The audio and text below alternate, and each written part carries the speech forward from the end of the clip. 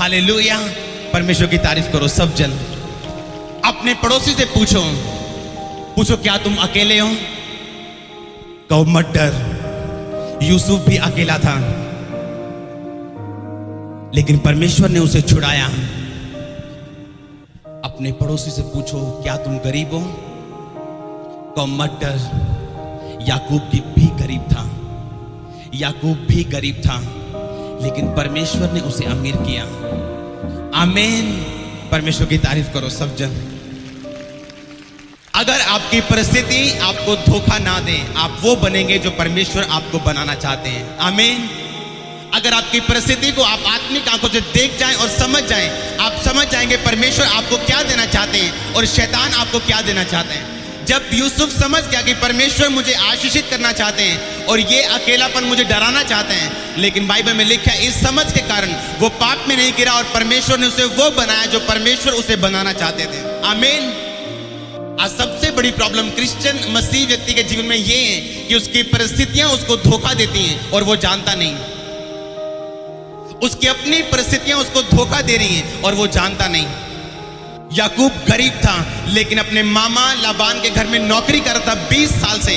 वो जानता था उसके पास कुछ भी नहीं अगर वो वापिस जाना चाहे, लेकिन इस परिस्थिति ने उसको अगुवाई नहीं की कि वो गलत तरीके से भेड़ों और बकरियों को कमाए, बल्कि इस परिस्थिति ने उसकी अगुवाई की कि वो और परमेश्वर के करीब जाए और वो छुटकारा ले जो सर्वशक्तिमान की ओर से आता है। आमीन।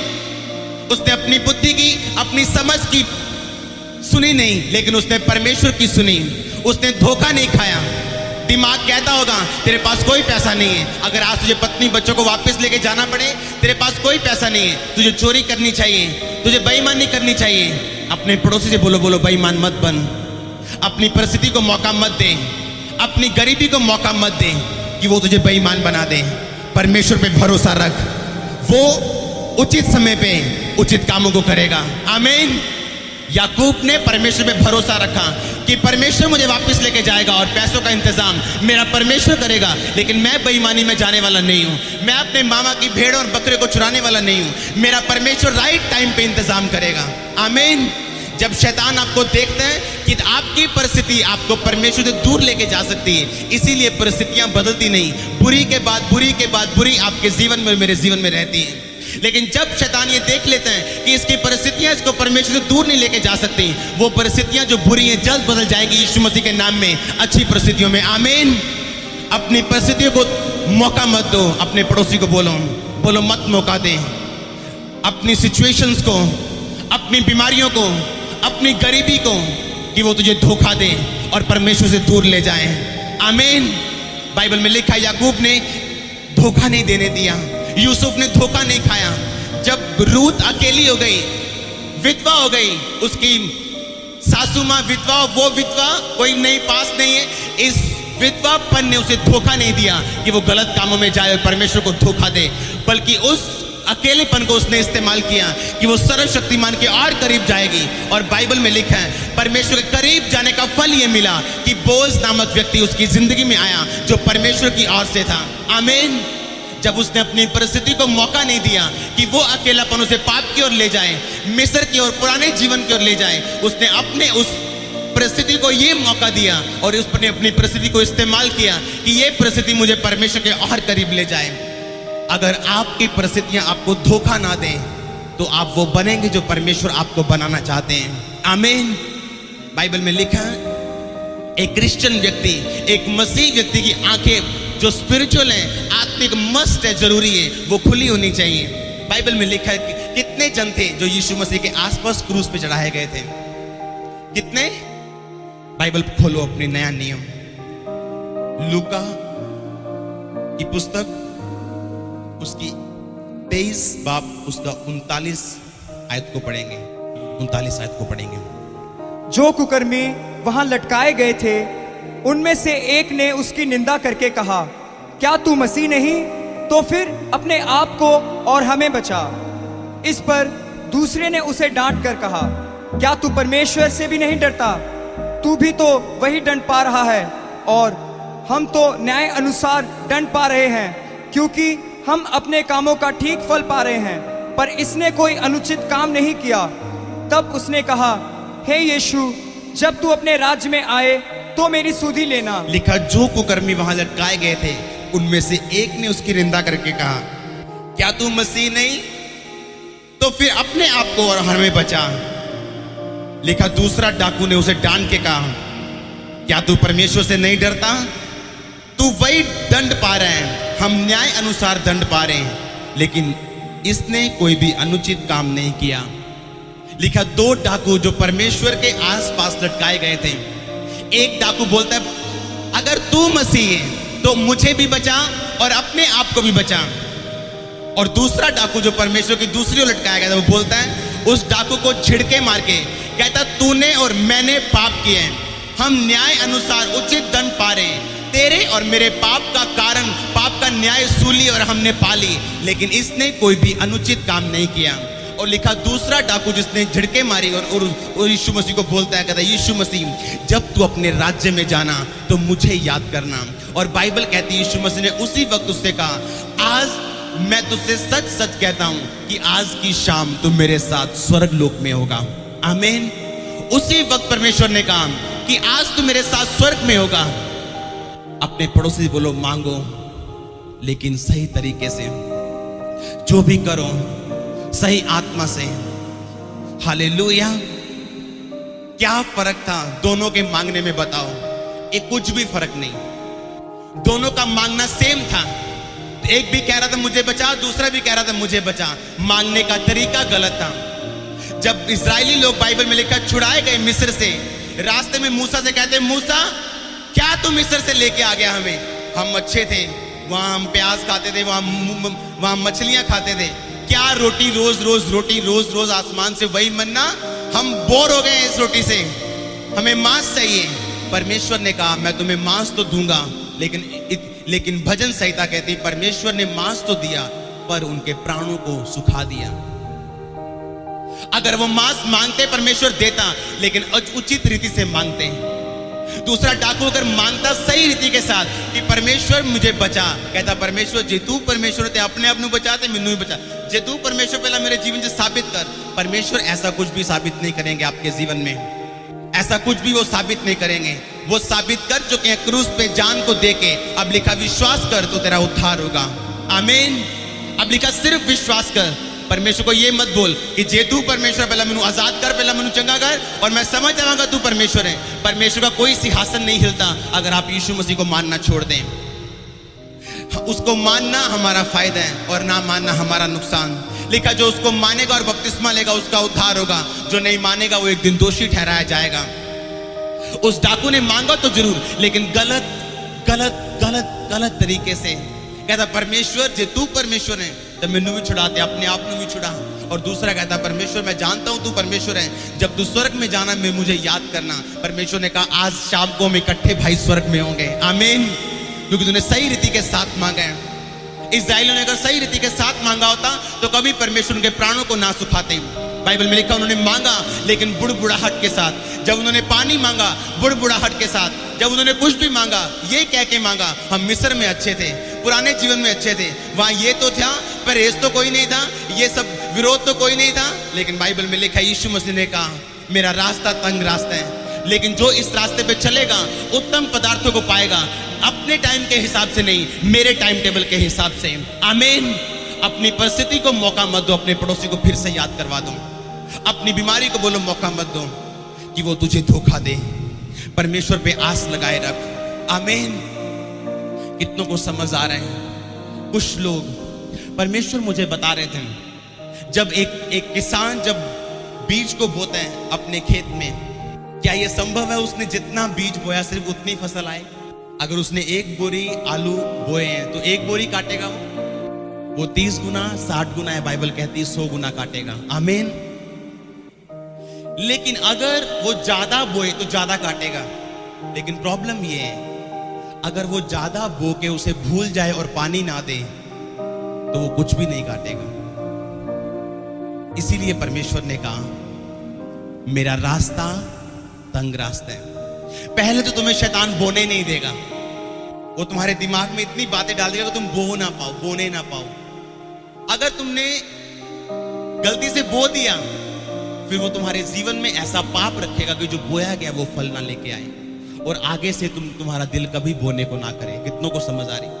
लिखा जब तू बोए तो फसल को पानी देना, उसको उचित रीति से संभाल के रखना, उसकी केयर करना, ताकि जो तुमने बोया है उचित समय पे, टाइम आने पे वो तुम्हें फल दे और तुम्हारी एक गवाही पैदा हो। आमीन। बाइबल में लिखा है जब एक विधवा परमेश्वर के भवन में 2 दमड़ियां डाल रही थी, और परमेश्वर देख रहे थे। परमेश्वर ने कहा सब धनवानों ने अपनी बढ़ती में से डाला है, लेकिन इस विधवा ने सबसे बढ़ के डाला है। परमेश्वर ने नहीं कहा इसने सबसे कम डाला है, परमेश्वर ने कहा इसने सबसे बढ़ के डाला है, क्योंकि इसका देने का जो एटीट्यूड था, जो देने का जो मन था, वो बिल्कुल सही और उचित था। आमीन। पहले तो शैतान बोने नहीं देता, अगर बो दो तो वो आपके बीज को खा जाता है, ताकि आप दोबारा कभी बोने का फैसला ना करें। इसीलिए जब आप बीज को बोते हैं, अपने जीवन को भी संभाल के रखना है, पाप से भी दूर रहना है, परमेश्वर की प्रेजेंस में भी बने रहना है, ताकि वो बीज जो आपने बोया है आपको 100 गुना फल दे। आमीन। अपनी परिस्थिति को कभी मौका मत दो कि वो आपको धोखा दे। रूत ने धोखा नहीं खाया, वो जानती थी प्रॉब्लम है, वो जानती थी अब मुझे अकेली जीना पड़ेगा, लेकिन बाइबल कहती उसने धोखा नहीं खाया, उसने सर्वशक्तिमान पे विश्वास रखा। वो जानती थी परमेश्वर की आराधना करना वहां नसीब नहीं होगा, चाहे दुनिया के सारे सुख वहां नसीब हो। और बाइबल कहती जहां परमेश्वर आपके साथ नहीं, एक दिन वही सुख कब दुख में बदल जाएंगे हम नहीं जानते। क्योंकि जो घर रेत पे बना है और जो चट्टान पे बना है, दोनों सुंदर दिखते हैं। हो सकते हैं कि जो रेत पे बना है वो ज्यादा अच्छा दिखता हो, जो रेत पे बना है वो ज्यादा सुंदर दिखता हो, वो ज्यादा बड़ा दिखता हो, वो ज्यादा कलरफुल हो, लेकिन पता तब चलेगा जब आंधी और तूफान आएगा। पता तब चलेगा जब यीशु मसीह के नाम के कारण आपके जीवन पे परीक्षा आएगी। यीशु मसीह ने कहा बोने वाला बीज बोने के लिए निकला, और कुछ बीज रास्ते में गिरे और शैतान ने उन्हें चुग लिया। कुछ बीज पथरीली भूमि पे गिरे और जल्दी उगाए, लेकिन धूप पड़ने के कारण जल्दी सूख गए।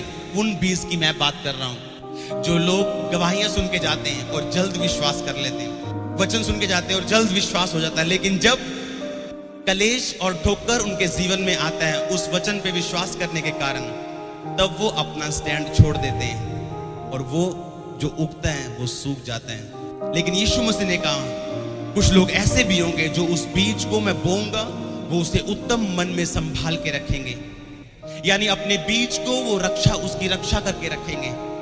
उत्तम मन से संभालने का कारण कि चाहे वचन को मानने के कारण उनके जीवन में कलेश आए या ठोकर आए या कोई भी कुछ भी कहे, वो अपने उस बीज को संभाल के रखेंगे। उस वचन को जो उन्होंने सुना वो उसी पे मनन करते रहेंगे, बाहरी वातावरण कैसा भी हो, लेकिन वो उस वचन को छोड़ेंगे नहीं, और धीरे धीरे वो फल लेके आएंगे। कोई 30 गुना, कोई 60 गुना, कोई 100 गुना। आमीन। आपका फल 100 गुना हो। आमीन। लेकिन यीशु मसीह चाहते हैं आप 100 गुना फल लेके आए, लेकिन अपनी परिस्थिति को मौका मत दो कि वो आपको धोखा दे। अपनी गरीबी को मौका मत दो कि वो आपको धोखा दे। अपनी बीमारी को मौका मत दो कि वो आपको धोखा दे। अगर परमेश्वर के सामने जाओ तो सही आत्मा से जाओ। ऐसा ना हो जो आपने बोया वो व्यर्थ चला जाए, जो बीज आपने बोया वो फल ना लेके आए और आप फिर दोष परमेश्वर को दें जबकि दोष आपका हो। हालेलुया। अपने पड़ोसी को बोले जो तू बोएगा वो काटेगा। कितनों को याद है एक कनानी औरत परमेश्वर के पास आई और परमेश्वर से बोला परमेश्वर मेरी बेटी को दुष्ट आत्मा से सता रहा है, उसको निकाल दे। कितनों ने पढ़ी है स्टोरी? क्या कहा था परमेश्वर ने? परमेश्वर ने कहा बच्चों की रोटी कुत्तों को देना उचित नहीं। क्यों? क्योंकि अन्य जातियां परमेश्वर के सामने एक कुत्ते के समान थी और परमेश्वर अन्य जातियों से कुछ भी वास्ता नहीं रखते थे, यहूदी लोग। और परमेश्वर ने कहा अभी मैं सिर्फ यहूदी लोगों के लिए अपनी रोटी को दे सकता हूं। उस औरत ने क्या कहा? कहती परमेश्वर कुत्ते भी वही चूर चार खाते हैं जो तेरे बालकों की मेज से गिरता है। और परमेश्वर ने कहा जा इस बात के कारण चली जा, दुष्ट आत्मा तेरी बेटी को छोड़ के जा चुका है। आमीन। उसी तरह जैसे एक किसान एक बोरी बीज को बोए तो वो एक बोरी नहीं ज्यादा काटते हैं क्योंकि वो जानता है ये फलवंत होगी। पिछले हफ्ते वीरवार को आपने सुना था कुछ लेडीज जानबूझ के अपने बच्चों को गालियां निकालती हैं। फिर थोड़े थोड़े सालों के बाद वो सच्ची मर जाते हैं, तो उनको यकीन नहीं होता कि ये क्या हो गया और क्यों हुआ, कि परमेश्वर ने ऐसा नहीं किया, आपने जो बोया था आपने वो काटा है। कितनों को समझ आ रही? उस औरत को अपनी जीभ को इस्तेमाल करना आता था, ये उसके अंदर एक गुण था।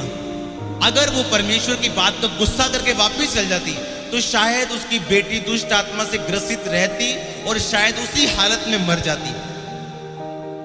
लेकिन वो जानती थी अपनी जीभ को इस्तेमाल कैसे करना, और उसने कहा परमेश्वर, कुत्ते भी वही चूर चार खा लेते हैं जो तेरे बालकों की मेज से गिरता है, मुझे वही कुत्ता समझ ले और वही मुझे चूर चार दे दे। और परमेश्वर ने कहा जब तू वापिस जाएगी तो तू अपनी बेटी को देखेगी कि उस दुष्ट आत्मा तेरी बेटी को छोड़ के जा चुका। और लिखा जैसे वो वापिस गई वो दुष्ट आत्मा उसकी बेटी को छोड़ के जा चुका था। आमीन।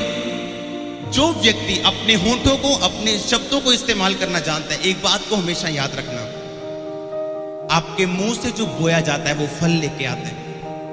बुरा या अच्छा ये बोने वाले पे निर्भर करता है। अगर आपके मुंह से निकले मैं कभी सफल नहीं हो सकता, तो परमेश्वर भी आपको कभी सफल नहीं कर पाएंगे। अगर आपके मुंह से निकले मैं कभी चंगा नहीं हो सकता, तो परमेश्वर भी आपको चंगा नहीं कर पाएंगे। क्योंकि परमेश्वर ने आपको ताकत दी है, आपके शब्दों में ताकत है। परमेश्वर ने कहा जो इसको फल में लाना जानेगा वो इसका फल पाएगा, जो इसको काम में लाना जानेगा वो इसका फल पाएगा। परमेश्वर ने गुस्सा किया जब इस्राएलियों ने अपने होंठों को खोल के बुड़बुड़ा के मांगा। बात मांगने की नहीं थी, परमेश्वर आसमान से हीरे भी बरसा सकता था, लेकिन बात बुड़बुड़ा के मांगने में थी। अगर आप अपने मुंह से निकालेंगे मैं कभी चंगा नहीं हो सकता, तो परमेश्वर भी आपको चंगा नहीं कर पाएंगे। क्योंकि आपके मुंह में परमेश्वर ने ताकत दी है सही बोने की या गलत बोने की। परमेश्वर आपको कभी भी शर्मिंदा नहीं होने देता। जब ये खामरा में कलीसिया स्टार्ट हुई थी, मैंने लोगों को बोला था कि यहाँ पे सिर्फ 30 लोग हैं, लेकिन आप देखेंगे कुछ ही सालों में यहाँ हजारों लोग होंगे। उनको यकीन नहीं होता था कभी भी। पिछले 51 हफ्तों में 8700 के करीब लोग चर्च में आए हैं, नए लोग। अगर आपके मुंह में ताकत अगर आप समझ जाएं तो आप कभी भी इसे गलत रीति से एक पास्टर को मैं जानता हूं, आप इस बात का यकीन नहीं करेंगे, वो जीवित है इस धरती पे, ये अभी भी उसके मुंह की ये वर्डिंग है कि मुझे कभी जुकाम भी नहीं होगा।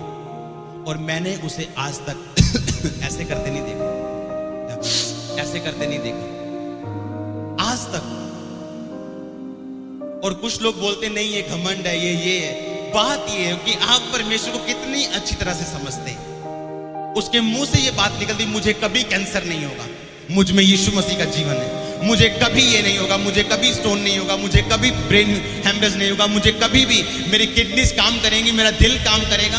क्योंकि जब परमेश्वर ने दिल को बनाया था तो उसे लगातार काम करने के लिए बनाया था, किडनीज को लगातार काम करने के लिए बनाया था। बात ये आप कितना परमेश्वर को समझते हैं और आप बोलते क्या हैं।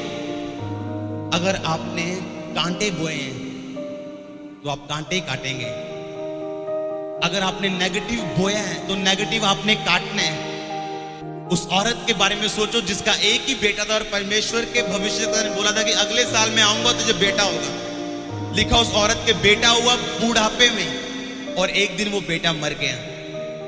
और अपने बेटे को कमरे में बंद करके वो परमेश्वर के दास के पास दौड़ती जाती पहाड़ पे, और परमेश्वर का दास दूर से देखता है कि ये दौड़ती हुई आ रही है। अपने सेवक को भेजा, कहता है भाग के जाओ, उससे पूछ क्या तेरा पति कुशल से है, तेरा बच्चा कुशल से, सब कुछ कुशल से? कहती it is well, it is well, it is well, it is well, सब कुशल से, सब कुशल से। जब तक वो परमेश्वर के दास के पास नहीं गई, उसके पांव पे गिर के बोलती, क्या मैंने तुझसे बेटा मांगा था? लेकिन अपने पति को भी उसने बताया नहीं कि बच्चा मर गया। उसने मुंह से एक भी बार नहीं बोला बच्चा मर गया। और परमेश्वर, बाइबल बताती, परमेश्वर ने उस बच्चे को दोबारा जीवन दिया। आपके मुंह में ताकत, अपने पड़ोसी से बोलो, अगर तू इसको काम में लाना जान जाएगा इसका फल पाएगा। आमीन। अगर आप नेगेटिव अपने लिए बोलेंगे और दूसरों के लिए, परमेश्वर भी आपको फलवंत नहीं करेंगे।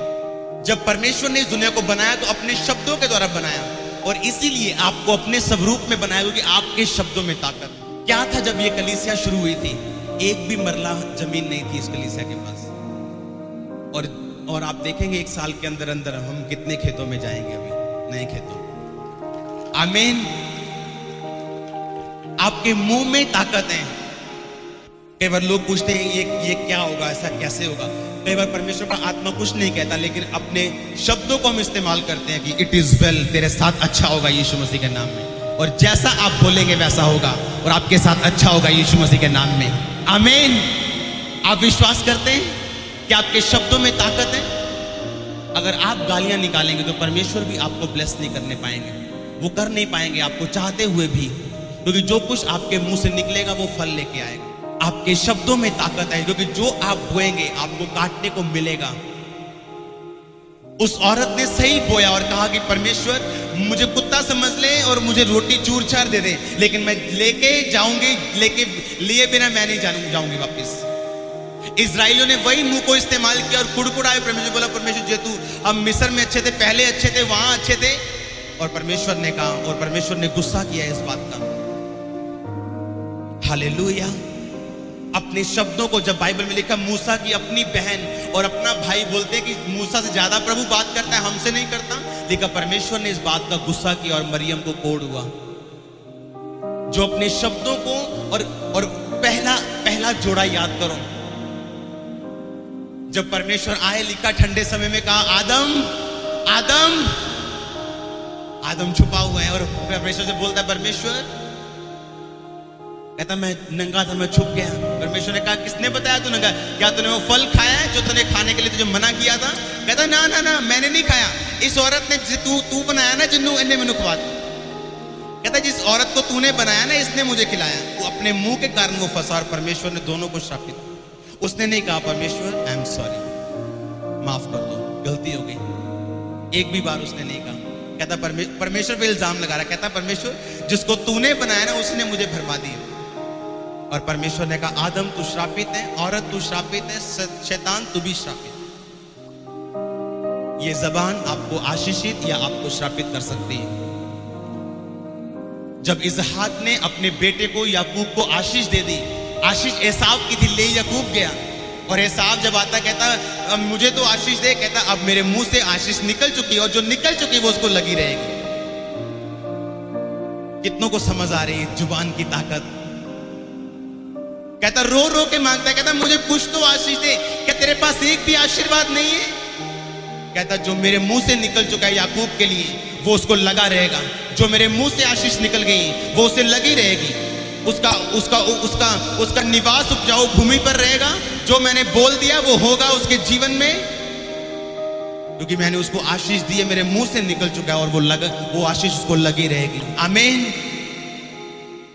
जो व्यक्ति अपने मुंह को सही रीति से काम में लाना जानते हैं, जो सही बोना जानते हैं, वो सही काटना भी जान जाएंगे। कई बार परमेश्वर का आत्मा जब कुछ भी गाइड नहीं करता, आपको बोलना पड़ता है विश्वास के शब्दों को। और जैसा आप बोलते हैं, परमेश्वर का आत्मा अगर आपके अंदर है तो वो चीजें सच में पैदा हो जाएंगी जो आपके मुंह से निकलेंगी।